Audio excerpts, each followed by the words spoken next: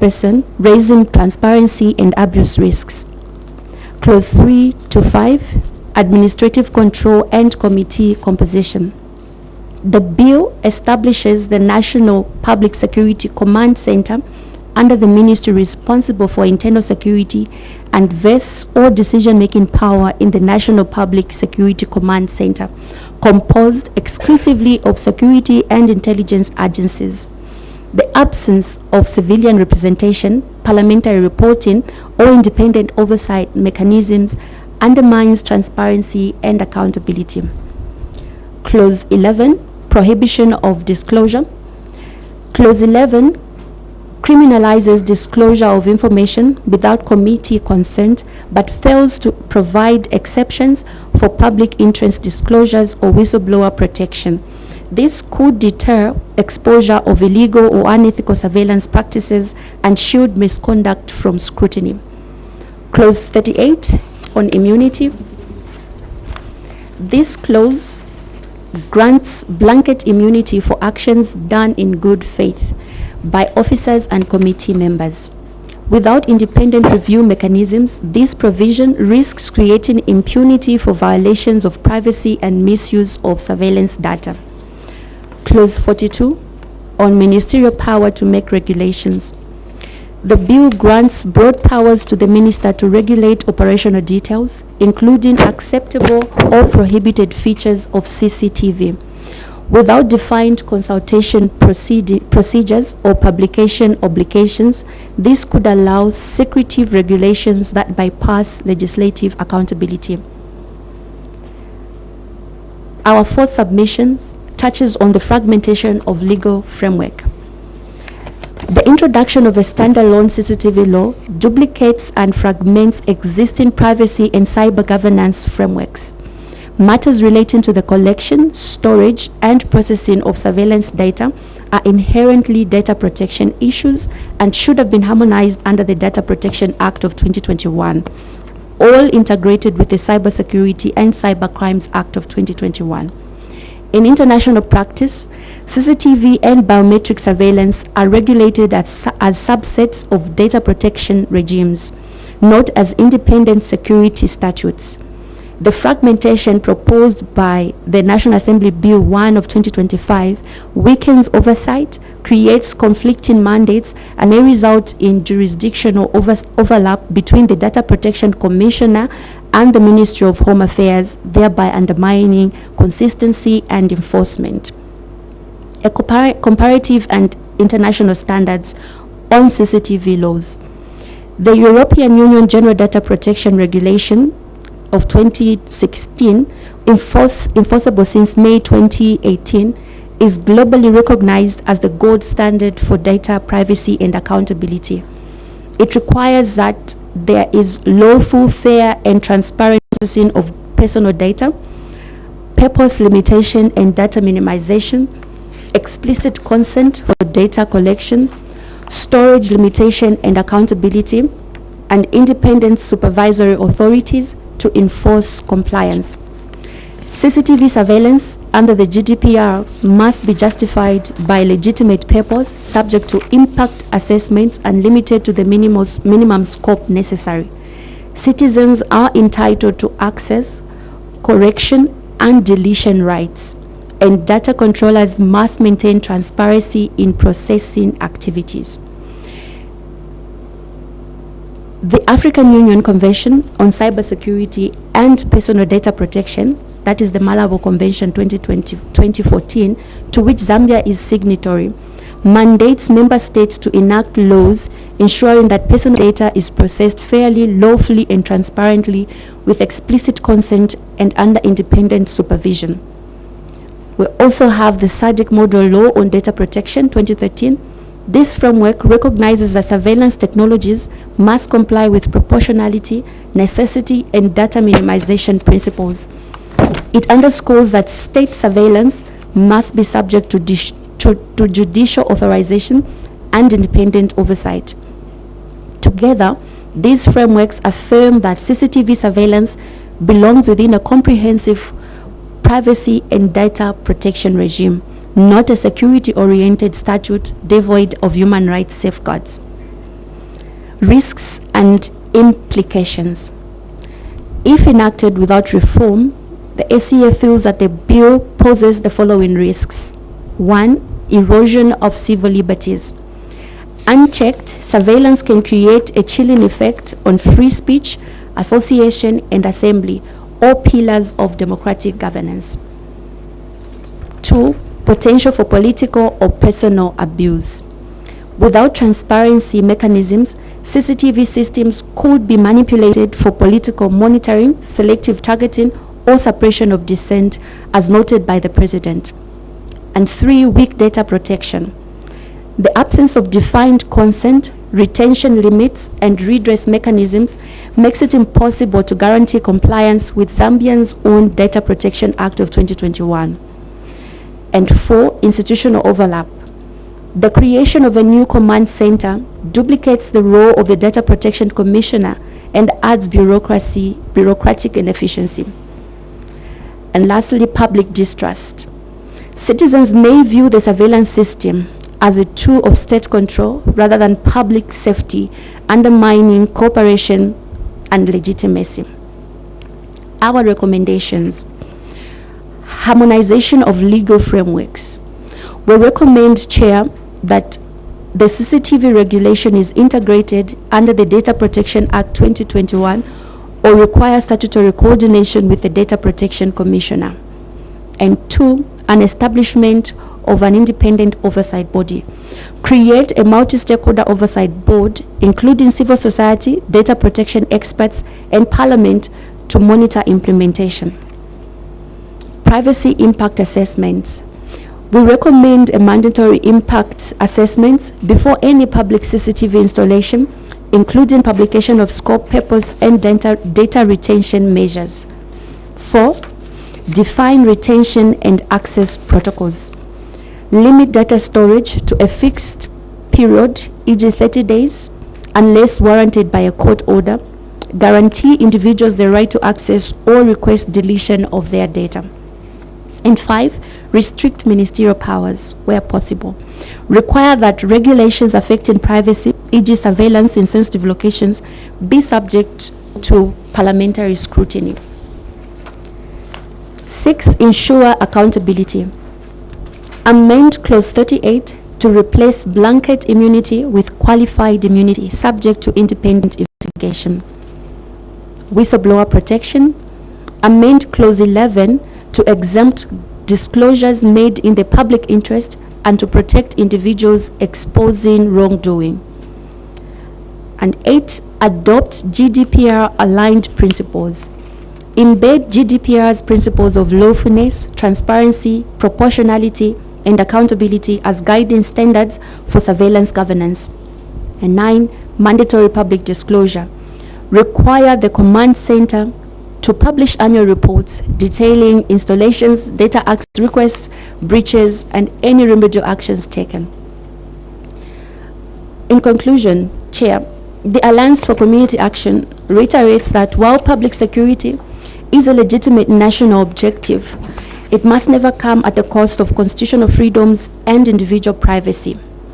The Closed-Circuit Television Public Protection Bill 2025, in its current form, presents far-reaching implications for citizens' rights and democratic governance. The ACA recommends that the National Assembly defers passage of the bill pending comprehensive review and harmonization with the Data Protection Act of 2021 and international data protection standards such as the GDPR, the Malabo Convention, and the SADC Model Law on Data Protection. By adopting these standards, Zambia can build a surveillance governance framework that protects both public safety and personal privacy, upholding the constitutional principle that every citizen's dignity, liberty, and privacy must be protected against unwarranted intrusion.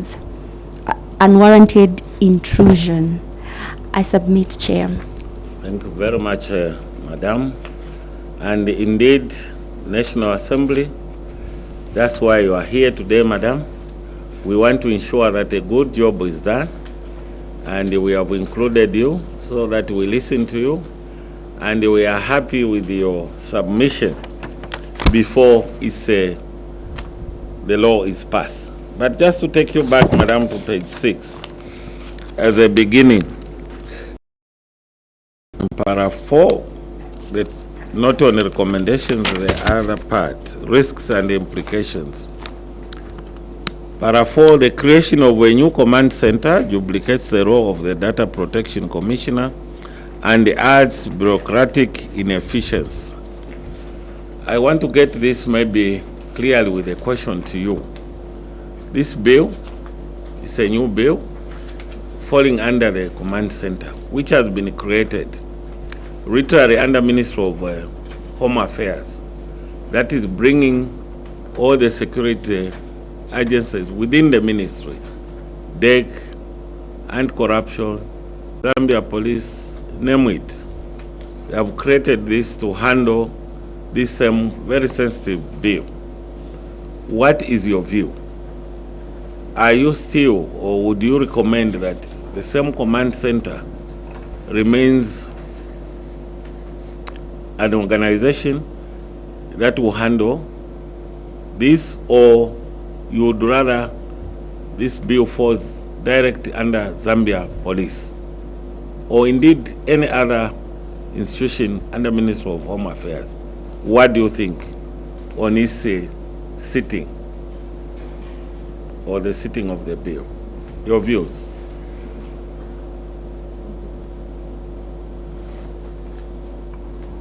Okay, thank you very much, Chair. So, what we stated here is that the new command center, duplicates the Data Protection Commission. So, what we feel is that the command center can, I think, can stand on its own without falling under the Zambia Police Service, but with limitations of power, as stated in the recommendation, where we say we restrict the ministerial powers. Yeah, so it can stand on its own. So you recommend the bill falls under the command center? Yes. Okay. Honorable members, are there any questions arising from the submission? Honorable Botos. Chair, thank you very much. There's been submission from other organizations that the data collected or the footage must be stored only for a period of 30 days. However, this committee, the witness before this committee today submits that yes, it can be 30 days. However, it might be kept longer due to ongoing investigations. But they are saying there is no proper definition for ongoing investigations. So my understanding, Chair, I just wanted them to give more clarity. Are you saying it is still okay for this footage to be kept longer as long as investigations are going on, but there should be a clear definition of what ongoing investigations is? Because looking at our cases, Chair, mostly they take longer than 30 days, and that evidence might be needed. Indeed. Yeah, so I clearly wanted to get your submission that should the owners of this bill come out very clear to tell us what ongoing investigations is. Is that your submission? Thank you, Chair. Please, Madam, attend to that. Thank you, Chair. Indeed, Honorable, yes, we do submit that the data collected and retained should be at least to a minimum of 30 days, but also taking into consideration the time it takes for our court proceedings or cases to be handled. No wonder we even put a qualifier alongside the 30 days that they can be kept even longer unless warranted by a court order. However, emphasis is still on what do they mean, what do the orders of the bill mean when they say investigation, ongoing investigation. So that should be clearly defined in the bill. Okay. Are there any other observations, colleagues? Minister of Justice, any clarifications you would like to make? No, we have no comments, Honorable Chair. Okay. But I hope you have taken note of the submissions. Please. We have duly taken note of the submissions, Honorable Okay. Chair. Thank you. Thank you very much. And therefore, Alliance for Community Action, I think it remains my humble duty this morning to once again thank you most sincerely for coming through. Please do note, your Parliament, your National Assembly cannot be able to operate in a vacuum. We require stakeholders such as yourselves so that we can be able to make laws that will stand the test of time for the betterment of our country. It's for this that on behalf of Madam Speaker, I sincerely thank you for your appearance, and we look forward for you coming again. And I think we note since your formation you have always been available to Parliament, which is how it should be. So together with your parliamentarians we can make laws that our children or those coming after us will be able to say, well, I think we had parents who left a good foundation for our country. So we once again thank you most sincerely, even as we withdraw that little minute, Madam, that we conferred on your team. You remember, remain with the greater minute that all of us enjoy out there. So please have a pleasant morning, and thank you sincerely. Thank you, Madam. Thank you so much, Chair. And we send greetings also from the Alliance for Community Action, our Great. Executive Director, Laura Miti. Thank you. Thank you. By the way, how big is the organization? Just Lusaka base, or we are at provincial centers already? So we operate project base. Our offices remain in Lusaka, but we do have projects across different provinces, Mukoshi, Central Province, Luapula, with limited to project sites. 10 provinces. No, we are yet to go to Northern and Western Province. Okay, Yes. thank you. Thank you, Chair. No? Good day, Madam.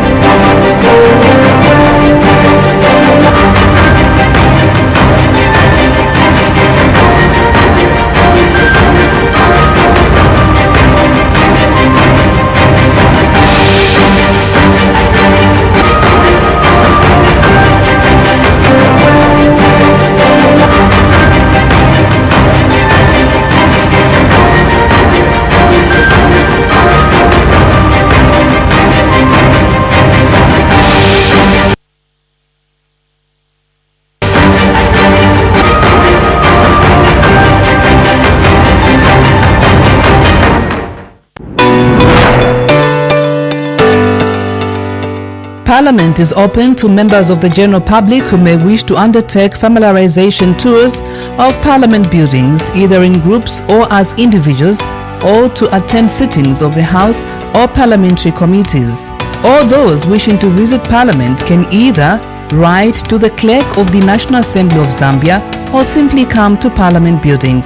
Upon arrival at Parliament buildings, visitors are required to identify themselves. A passport or national registration card is required for identification purposes.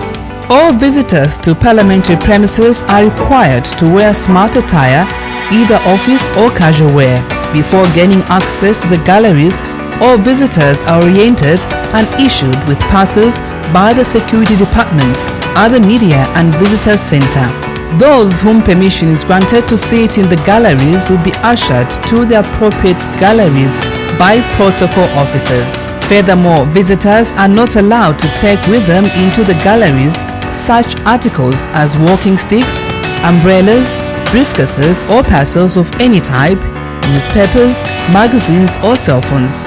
All such articles must be deposited at the reception desk. Visitors to the galleries are given copies of the order paper which shows the order in which the business of that particular day would be taken.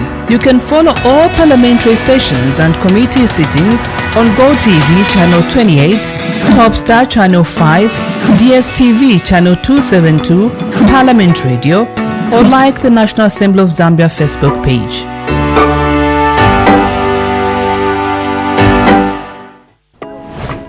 Stay entertained anytime, anywhere with DSTV Stream. First, download the DSTV Stream app from your app store. Sign up and create your multi-choice ID with your email, phone number, and password. Link your DSTV account to your customer number. Choose SMS or email verification. Confirm with the OTP sent to you. Download the DSTV Stream app now and never miss a moment. Serve goals, thrills, and high fives alongside your fries with DSTV for Business, and turn your pub, club, or restaurant into the ultimate entertainment hub with world-class live sports.